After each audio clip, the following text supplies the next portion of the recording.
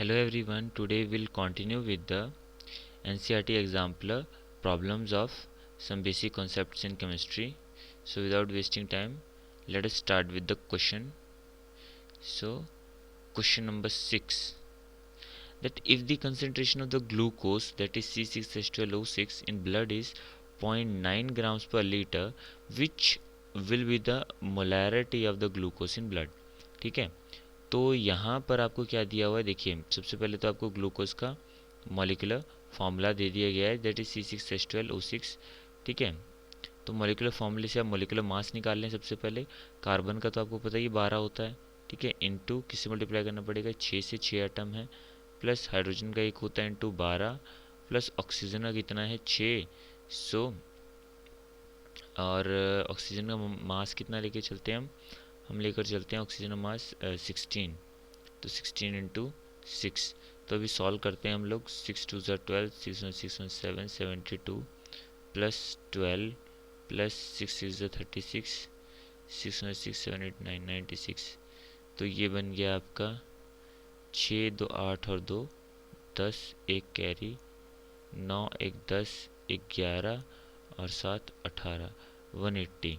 ठीक है, तो अगर मैं इस मॉलिक्यूलर मास को मोलर मास में लिखता हूँ तो मैं ग्राम पर मोल कहूँगा। ठीक है, तो मोलर मास हो गया। सो अब यहाँ पे मोलैरिटी निकालनी है, तो देखिए मोलैरिटी निकालने का फॉर्मूला, अब हमें एक्चुअल में क्या दे रखा है, एक्चुअल में हमें यहाँ पर स्ट्रेंथ दे रखा है। ठीक है, स्ट्रेंथ दे रखा है हमें ग्राम्स पर लीटर में, और मुझे क्या निकालना है, मुझे मोलैरिटी निकालनी है। मोलैरिटी निकालने का देखिए फॉर्मूला हमने पहले भी पढ़ा है, that is number of moles. तो ऊपर लेकर चलेंगे हम, ठीक है, उसको डिवाइड हम करेंगे मोलर मास से। अब बेसिकली नंबर ऑफ मोल्स क्या होते हैं आपके, जो कि होता है आपका गिवन मास, सॉरी ये यहाँ पर मोलर मास की जगह होता है volume of solution in litre, volume of solution in litres. ठीक है, तो ये तो हम ऐसे लेकर चलते हैं। तो नंबर ऑफ मोल्स क्या हो गया हमारा, गिवन मास अपॉन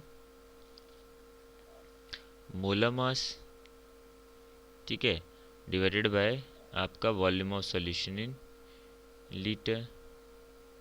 अब एक्चुअल में क्या है कि ये और ये वाली चीज़, ठीक है, ये दोनों ही मिलाकर क्या बन गए, इन दोनों को मिलाकर मतलब this divided by this will give us strength. तो ये क्या आ गया, ये आ गया आपका स्ट्रेंथ, और कॉन्सेंट्रेशन भी आप इसको बोल सकते हैं डिवाइडेड बाय मोलर मास।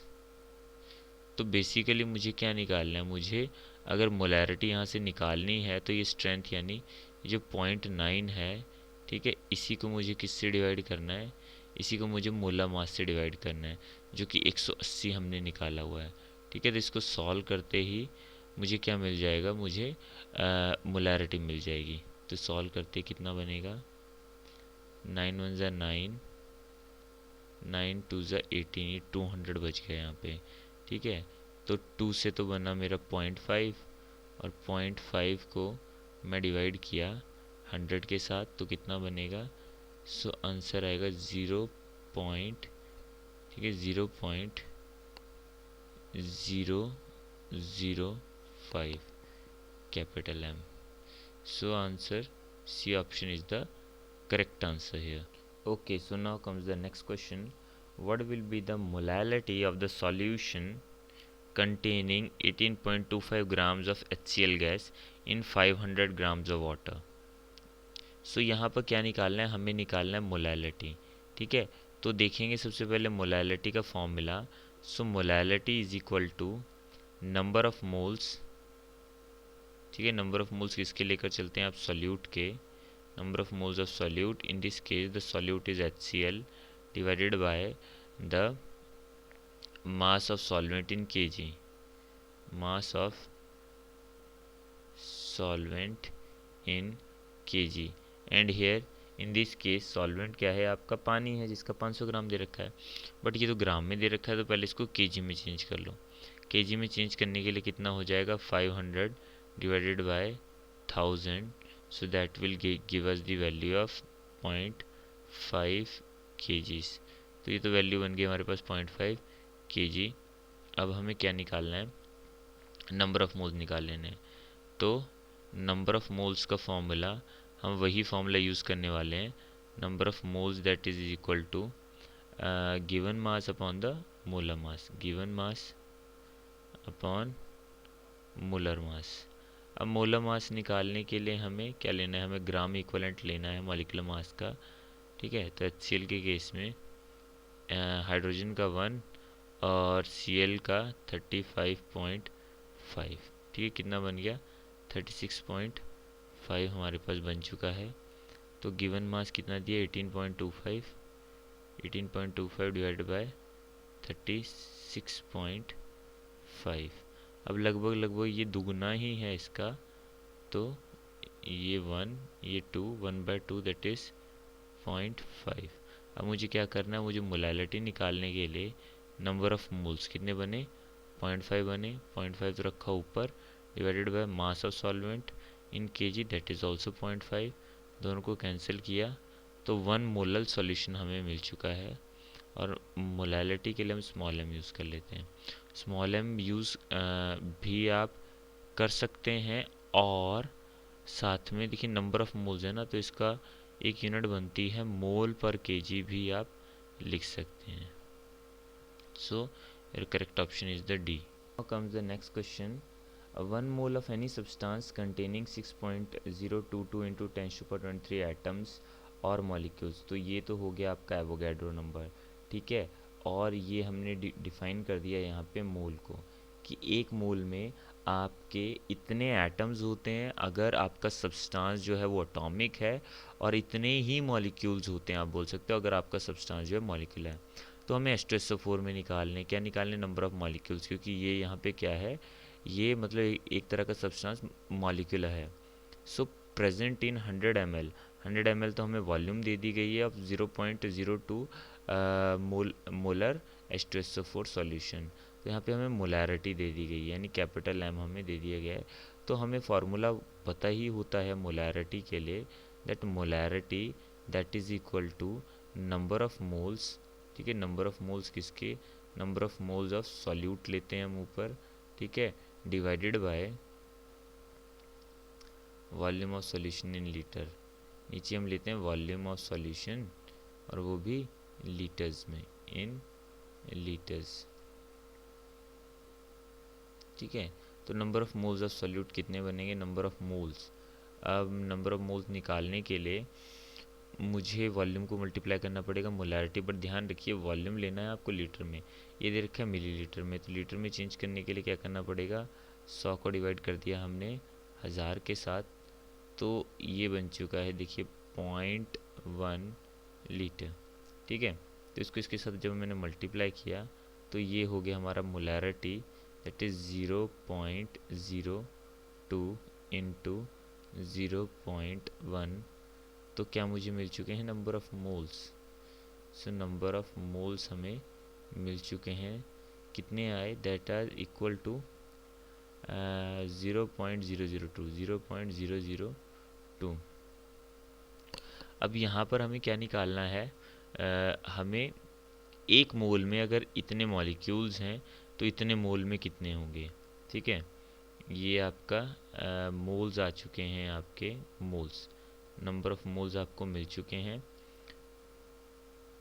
तो एक मोल में हमारे पास होते हैं 6.022 इंटू 10⁻23 मॉलिक्यूल्स, तो 0.002 में कितने होंगे, दैट इज़ मल्टीप्लाइंग 0.002, यानी नीचे कितने आएगा, 1 2 3 3 0 आ जाएंगे नीचे, इंटू 10⁻23 इंटू 6.022, मल्टीप्लाई करेंगे 2 से तो 2 2 ज़ा 4, 2 2 ज़ा 4, 2 0 ज़ा 0, 6 2 ज़ा 12, ठीक है। तो 12.044 इंटू ये 23 है, और ये 3 ऊपर जाएंगे तो ये 3 जो है सब्ट्रैक्ट हो जाएंगे यहाँ से, सो 10 की पावर 20 मॉलिक्यूल्स। तो हमारा आंसर कितना बन चुका है, that is first option is the correct answer. So now comes the next question, what is the mass percent of carbon in carbon dioxide. देखिए तो हमें क्या निकालना है, मास परसेंट निकालना है। सो मास परसेंट किस तरह से हम निकालते हैं, that is mass by mass. ठीक है, ऊपर भी मास लेना है, नीचे भी मास लेना है आपको, और मल्टीप्लाई कर देना है उसको 100 के साथ। अब मास परसेंट आपको किसका निकालना है, कार्बन का, कार्बन डाइऑक्साइड में।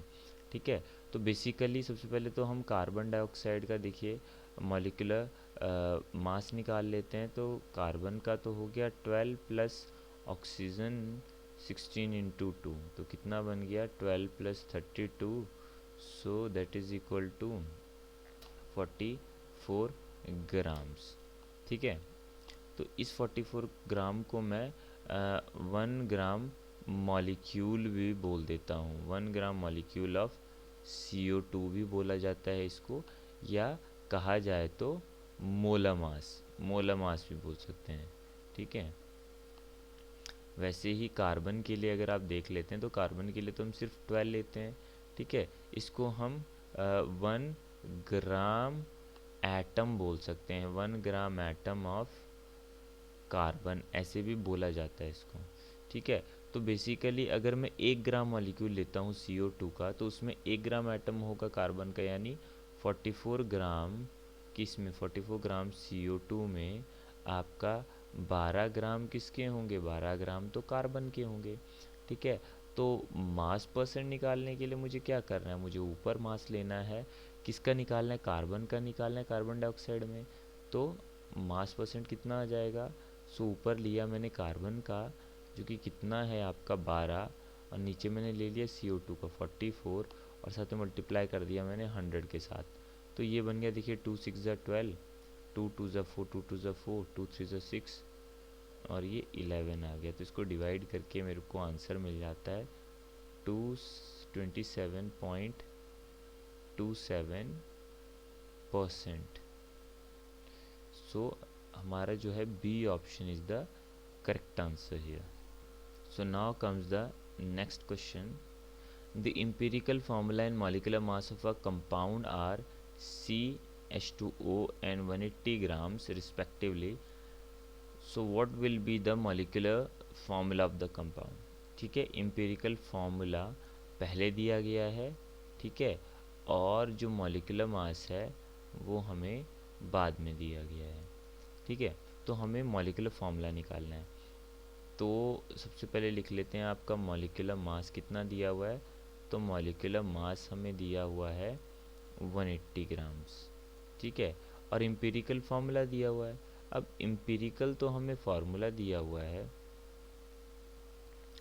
तो एम्पिरिकल फार्मूला से मैं क्या निकाल सकता हूँ, एम्पिरिकल फार्मूला से मैं इसका एम्पिरिकल मास निकालना चाहूँगा, एम्पिरिकल मास। तो एम्पिरिकल मास किस तरह से आएगा देखते हैं। एम्पिरिकल फार्मूला तो CH2O, इसमें बस वैल्यूज़ रखते हैं हम, कार्बन का 12, हाइड्रोजन का 1 और ऑक्सीजन का 16, तो ये बन गया 12 प्लस 2 प्लस 16।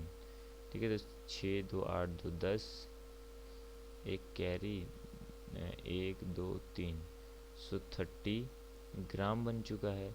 ठीक है, अब यहाँ पर आपको यहाँ पर एक फार्मूला रहता है आपका मॉलिक्यूलर मास और एम्पिरिकल मास में, that molecular mass is equal to n times of empirical mass. ठीक है, मॉलिक्यूलर मास और एम्पिरिकल मास में ये रिलेशन होता है, जिसमें n की वैल्यू क्या होती है, n is equal to molecular mass आ जाएगा ऊपर divided by empirical mass, empirical mass आ गया नीचे, तो कितनी वैल्यू बन गई, ये n की वैल्यू आ गई 6। ठीक है, तो यहाँ पर जो हमारा मॉलिक्यूलर फार्मूला बनता है तो उसमें भी वही रिलेशन होता है। जैसे मॉलिक्यूलर फार्मूला क्या हो जाएगा, molecular formula is equal to empirical formula, और यहाँ पे ब्रैकेट में यहाँ नीचे 6। ठीक है, यानी ये अगर CH2O है तो नीचे 6 का मीनिंग क्या है कि अंदर कार्बन जो है वो 6 एटम है, हाइड्रोजन के 12 हो गए और ऑक्सीजन के 6, C6H12O6, जो कि किसका फॉर्मूला हो गया आपका, ग्लूकोज का। सो यहाँ से ऑप्शन अगर आप देखें तो ये ऑप्शन आपका सही ऑप्शन है, दैट इज C6H12O6।